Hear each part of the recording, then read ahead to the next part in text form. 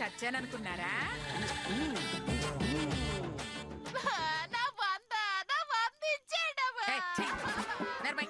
ఇంతకు ముందేగా 100 తీసుకోండి 100 తీసుకోండి అని భక్త సేవర్లాగా తెగ బాధపడిపోయావు.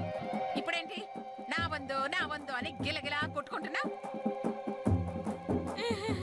నాకు తెలుసు, అత్తయ్య గారు చచ్చిపోయినా బ్రతికినట్టు నటిస్తున్నారు.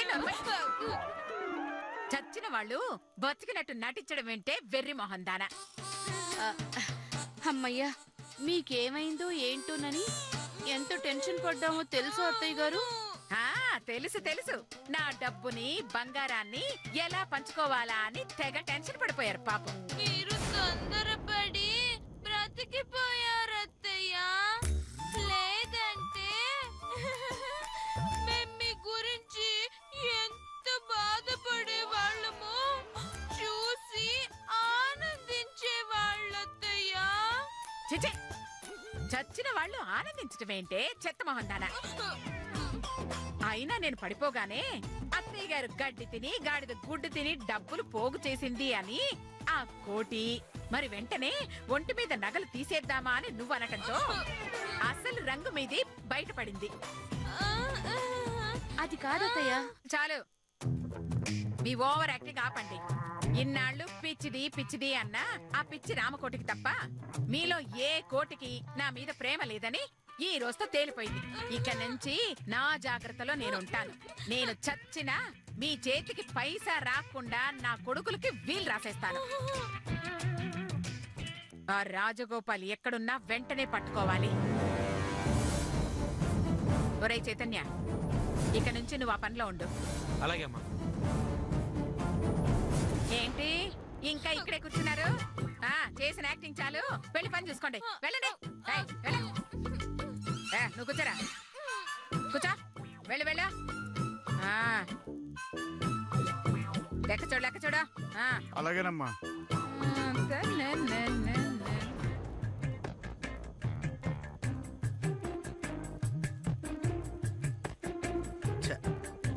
జేబులో పైసా లేదు. ఆడదామంటే అప్పిచ్చేవాడు ఒక్కడు లేడు. ఇంటికెళ్ళి నా బుజ్జికి మస్కా కొట్టి 5 కొట్టేయాలి. ఎలాగబ్బా? రండి బాబు రండి, కొనండి బాబు కొనండి. ఈ సత్యబాబు మూలికలు వాడండి, కత్తిలాగా జీవించండి. ఈ బిల్బిత్తిరి వేరుని అలిబిత్తిరి ఆకురసంతో కలిపి 3 పూటలు వాడితే 90 ఏళ్లు దాటిన తాత కూడా తొడగొడతాడు. ఒక్క గుద్దుతో 25 ఏళ్ల కుర్రాన్ని పడగొడతాడు. అంతేకాదు, ఈ వేరు సర్వరోగ నివారిణి. దీన్ని వాడే అర్ధాయుష్కుడైన మార్కండేయుడు ఫుల్ ఆయుష్కుడయ్యాడు. దీన్ని వాడబట్టే భక్త కన్నప్ప శివుడికిచ్చిన కళ్ళని ఆపరేషన్ తో పని లేకుండా అతికించుకోగలిగాడు. కాబట్టి ఈ మూలిక కొనండి, ఆరోగ్యంతో పాటు ఫ్రీగా ఆయుష్ కూడా పొందండి. ఈ మూలిక కొంటే వర్కౌట్ అయ్యేటట్టుంది. వెళ్ళాడు. ఈ సత్యబాబు మూలికలు వాడండి, కత్తిలాగా జీవించండి. ఆ ఎర్రకాయ ఎంత? ఇది 50 రూపాయలు సార్. 50 రూపాయలు. అన్నా, ఆ వేరెంత అన్నా? ఈ వేరా 100 రూపాయలు బాబు. కేవలం 100 రూపాయలు బాబు. 20 రూపాయలకి ఇస్తావా? నాతో పాటు అడవికి రా, 5 రూపాయలకి ఇస్తా. కొనండి బాబు కొనండి, ఆరోగ్యంతో పాటు ఆయుష్ ఫ్రీ. నాతో పెట్టుకుంటావురా? నీ అనసూయమ్మ కొడుకంటే ఏంటో నీకు చూపించాల్సింది.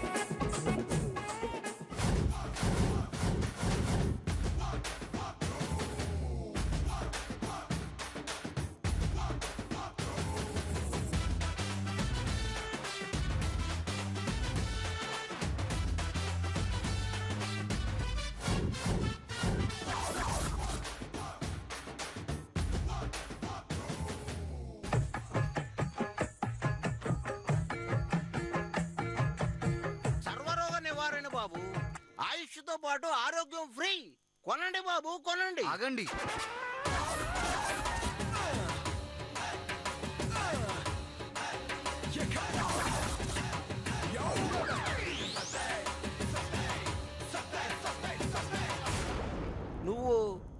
నువ్వు ఇందాక వచ్చావు కదూ? ఆ, వాడు నేను ఒకటి కాదు. లేదు, వాడే నువ్వు, నువ్వే వాడు. వాడికి కళ్ళున్నాయి, నాకు లేవు. వాడికి కళ్ళజోడు లేదు, నాకుంది. కావాలంటే చూసుకోండి. ఈయన చేతిలో ఫోన్ ఉంది, ఈయన చేతిలో బ్యాగు కానీ ఏమీ కనిపించట్లేదు. మరైతే వాడి గురించి? వాడి గురించి అంత కరెక్ట్ గా ఎలా చెప్పగలిగానంటే వాడు నేను వివల పిల్లలం. ఎక్కడైనా కవల పిల్లలు ఉంటారు కానీ ఈ వివల పిల్లలేంటి? ఒక్క తల్లికి ఇద్దరు పిల్లలు పుడితే కవలలు అంటారు. అదే ఇద్దరు పిల్లలు ఒకే తల్లికి పుడితే వివలలు అంటారు.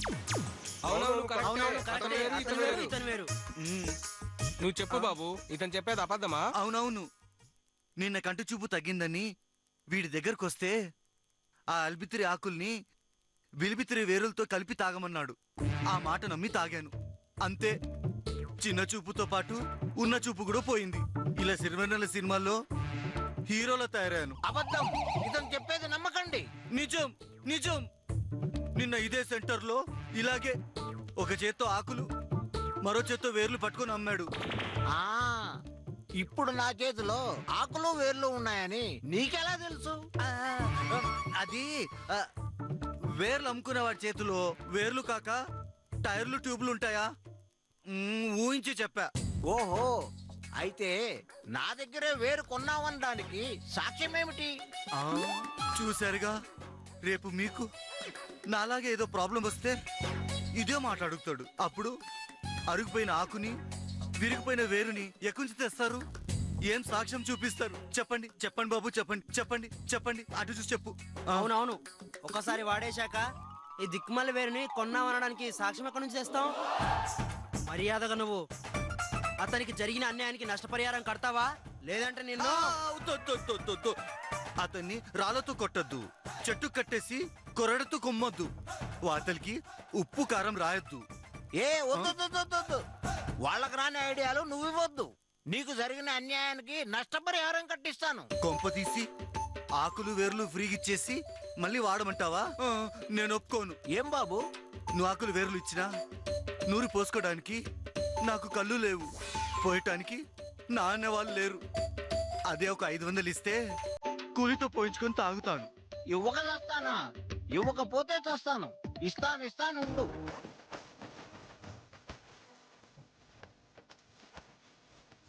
ఇదిగో 500 తీసుకో.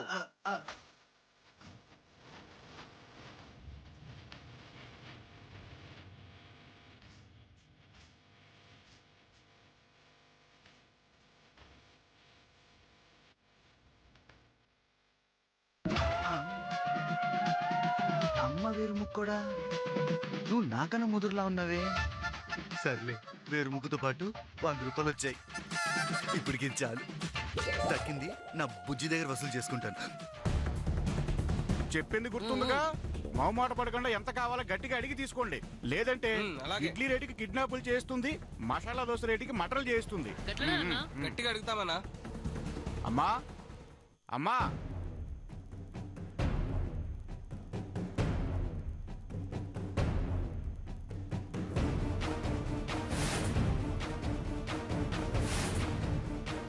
ఏంట్రా?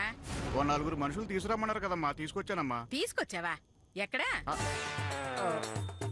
వీళ్ళేనమ్మా.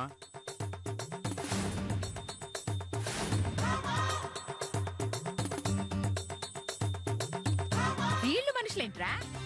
ఆది మానవుడికి ఆఖరి బ్యాచ్ లో ఉన్నారు. సర్లే, మొత్తం చెప్పావా? చెప్పానమ్మా. చూడండి, మనం ఓ ఇల్లు ఖాళీ చేయించడానికి వెళుతున్నాం. అక్కడ తేడా వస్తే ఇంట్లో ఉన్న సామాన్లన్నీ బయటికి విసిరిపారేయాలి. అవసరమైతే అక్కడున్న వాళ్ళని కూడా మెడపట్టి బయటికి గెంటేయాల్సి వస్తుంది. మరి ఆ పనులన్నీ మీరు చేయగలరుగా? మా సంగతి మీకు తెలీదమ్మా. ఒక మర్డర్ తప్ప మేము చెయ్యని పనేది లేదమ్మా. హ, ఆ పని నాకు అవసరం లేదు. అవి కాకుండా ఇంకేం చేశారో చెప్పండి. మొన్న తొమ్మిదిలో పోలీసుల మీద రాళ్ళు విసిరింది మేమే. మీకు ఆ రాళ్లు సప్లై చేసింది నేనే. ఆ? మొన్న మంత్రి గారి మీటింగ్ లో టమాటాలు విసిరింది మేమే. ఆ టమాటాలు ఏరించి మార్కెట్లో అమ్మించింది నేనే. ఆ? సరే సరే, ఇప్పుడు మా పని చేయటానికి మీరేం తీసుకుంటారు? అమ్మా మీ దయ్యమ్మ, మీ దయ్యమ్మ. హ? హ? దయ తీసుకుంటారా? నేనింకా డబ్బులు తీసుకుంటారేమో అనుకున్నాను.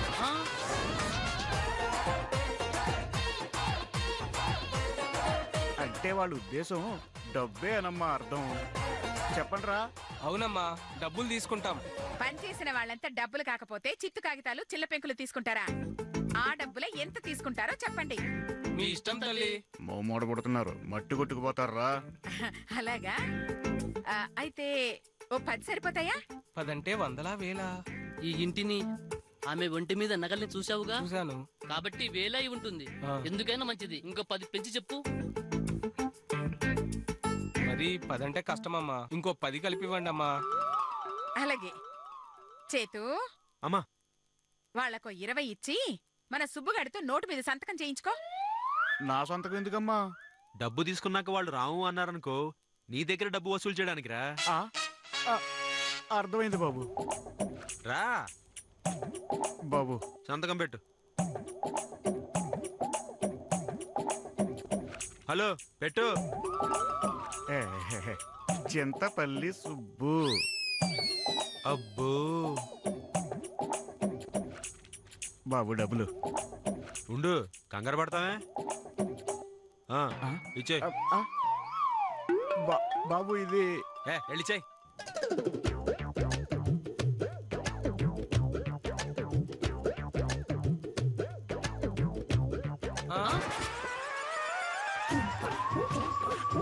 మేము అడిగింది రూపాయలు కదమ్మా, వేలు. మా అమ్మ చెప్పింది వేలు కాదమ్మా, రూపాయలు. అయితే మీరే ఆ డబ్బులు బ్యాగ్లో పెట్టుకోండి సార్, మేము వెళ్తున్నాము. అలాగే వెళ్ళండి. కాకపోతే మీరు ఇంతకు ముందు చెప్పిన రాళ్ళు టమాటాల స్టోరీలు మొత్తం ఇదిగో ఈ ఫోన్లో రికార్డ్ చేశాను. ఇది బయట పెట్టాననుకో ఏం జరుగుతుందో మీకు బాగా తెలుసుగా.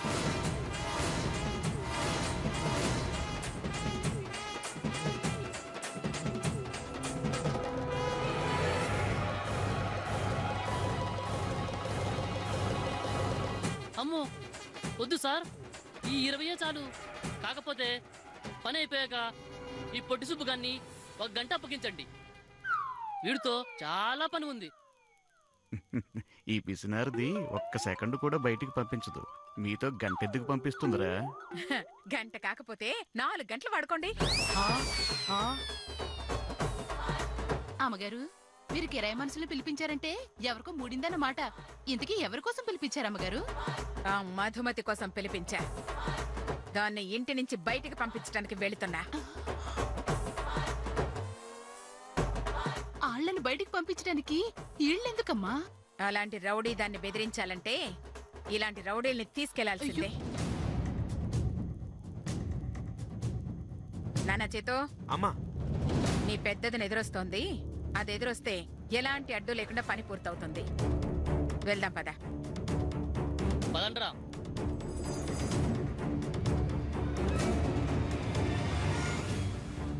బాయ్ వదినా. తొందరగా వచ్చి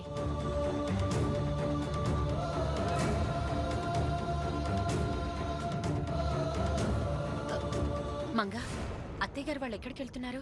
ఇంకెక్కడికి? ఆ మధుమతమ్మని ఇంటి నుంచి గెంటేయడానికి వెళ్తున్నారమ్మా. పాపం, ఆ కుటుంబాన్ని నాశనం చేయడానికి ఎంత హుషారుగా వెళ్తుందో చూడు. ఆ పాపం ఊరికనే పోదు, ఇంతకింత అనుభవిస్తుంది. చా, ఆ మధుమతి వాళ్ళ ఇంటికి వెళ్తున్నారని తెలియక అనవసరంగా ఎదురొచ్చాను. ఏం జరుగుతుందో ఏమిటో.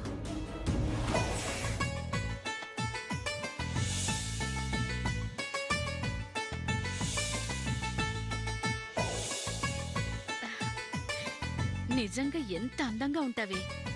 నీ అందానికి నీ దిష్టే తగిలేలా ఉంది.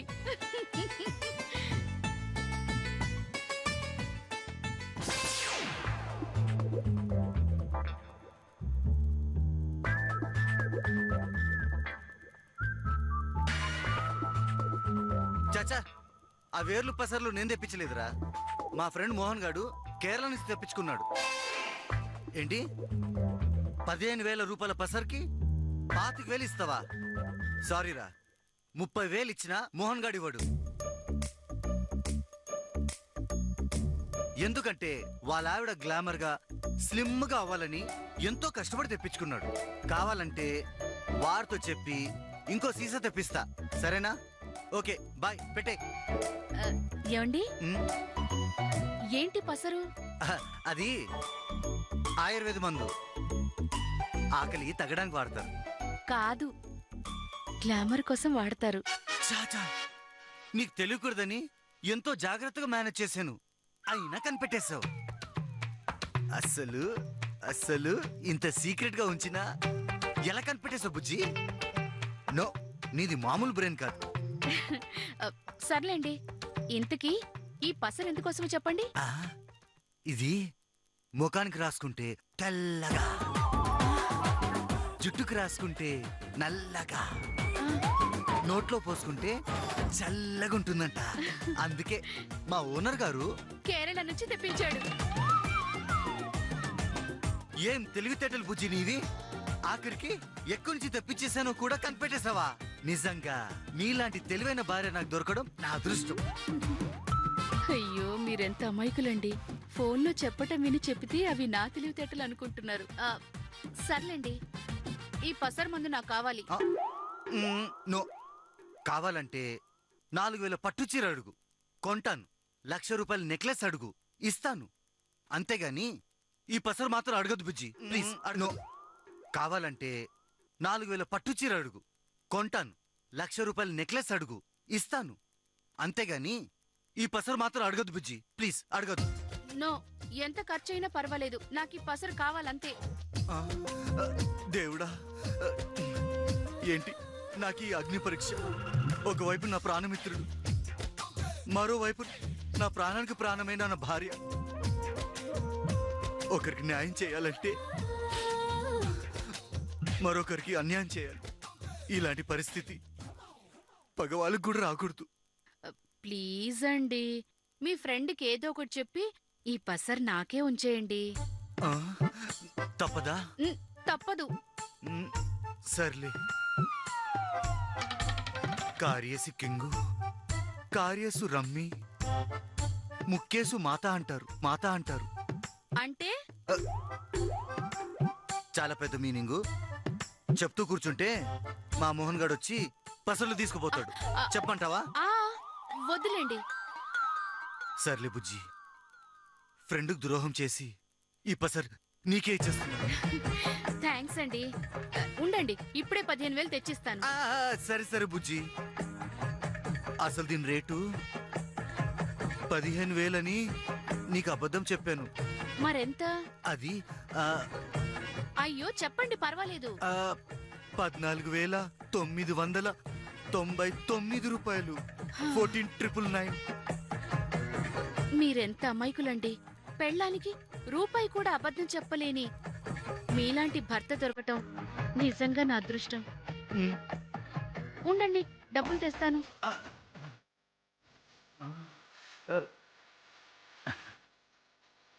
అరే బద్రి, నిజంగా నీకు ఈ బంగారు బాత్ లాంటి పెళ్ళం ఉన్నంత కాలం నీ లైఫ్ 3 ముక్కలేరా. అమ్మో, మొన్నట్లాగా ఈ పసరు తాగాన్ని బాత్రూమ్ స్కీమ్ స్టార్ట్ అవ్వదు కదా. ఎందుకైనా మంచిది ఒంటికి మాత్రమే రాసుకొని చెప్పాలి. ఏమండి? ఇదిగోండి. 14,999. థ్యాంక్స్ బుజ్జి. ఈ పసరు నీదే, కాకపోతే ఒంటికి మాత్రమే రాసుకో. అలాగేనండి. ఇక నేను వెళ్తాను, ఆటకి టైం అయింది. ఆట ఏంటి? జీవితమే ఒక చదరంగం, ఒక ఆట కదా. ఓ, పైగా ఈ పసరు ఇవ్వనందుకు ఆ మోహన్ గడికి ఎన్ని అబద్ధాలు చెప్పాలో, ఎన్ని నాటకాలు ఆడాలో, అందుకే అలా అన్నాను, అంతే.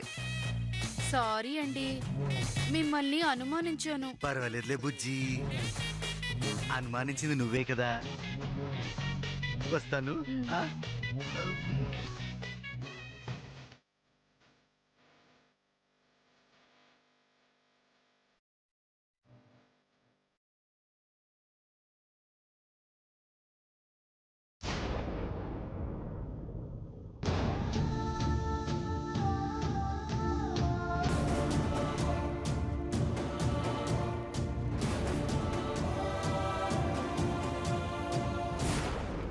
మీరేం భయపడకండి మాస్టారు.